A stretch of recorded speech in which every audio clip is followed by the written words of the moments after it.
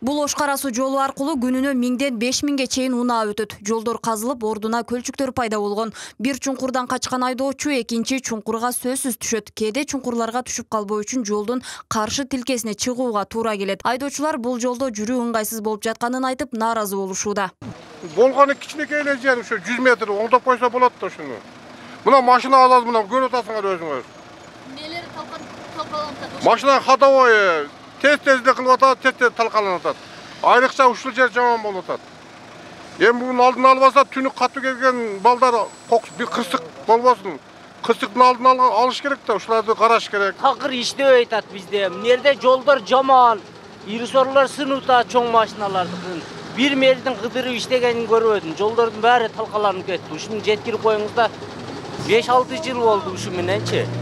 Бүт мына машиналарыбыз мына өңгүл-чуңкулда мына встречкага чыгып качып атабыз. Ири-сору сынып атат, опасный груз ташыйбыз. Мындан сырткары бул жол аркылуу тургундарды көздөгөн жерине жеткирүү менен алектенген маршруттук таксисттер тапкан акчасынын жарымы оңдоп түзөөгө кетип жатканын айтышат. Бул жолду капиталдык оңдоодон өткөрүү керектигин кошумчалашты. Мына өзүңүз көргөндөй адам ташуудан абдан кыйналып жатабыз. Бул жолду капитал ремонттон өткөрүш керек. Унааларыбыз 2 күндүн биринде талкаланып калып атат. Мен күнүнө 5 жол рейске чыгам. 5 жолун аркы жакка, 5 жолу бул жакка болуп 10 жол өтөм.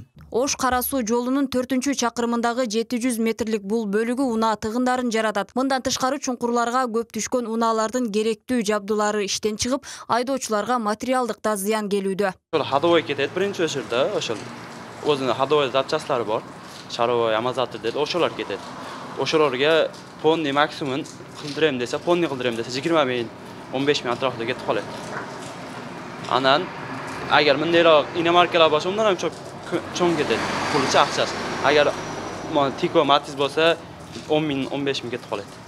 Биз айтып жаткан эскилиги жеткен жол транспорт министрлигине карайт. Анын Оштогу өкүлү бул жол оңдоо сезону башталары менен оңдоодон өтөөрүн айтып убада кылууда. Учурда жолдун сметалык наркын эсептөө иштери жүрүп жатат. Быйыл Ош облусунун жолдорун оңдоого мамлекеттен 300 миллион сом каражат бөлүнгөн. Бул каражат капиталдык жана жартылай оңдоо иштерине жумшалат.